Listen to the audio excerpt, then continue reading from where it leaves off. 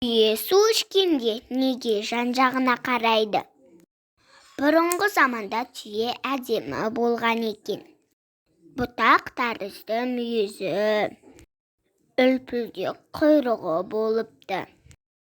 Бір күні түйе өзеннен су ішіп, судағы бейнесіне қарап, сүйсініп тұрғанда бұғы келіп: "Бүгін қонаққа баруың керек еді.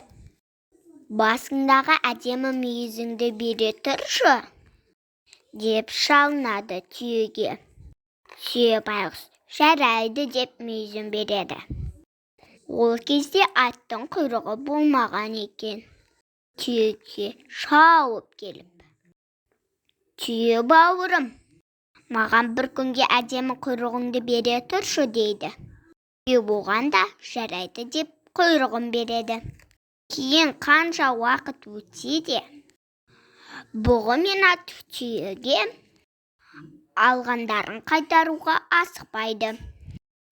Түйе оларға қайтарып беруін сұраса, "Құйрығың ұзын болып өскенде, мүйізіңді қайтарамын" депті. Бұғы мазақ етіп. Ал жылқы болса: "Ей түйежан, әдемі мүйізің өсіп шыққан кезде құйрығыңды қайтарамын", деп кісінеп мазақ етеді.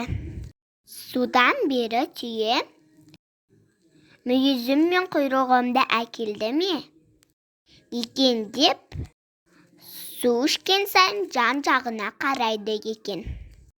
Осымен достар, менің ертегім аяқталды. Сау болыңыздар.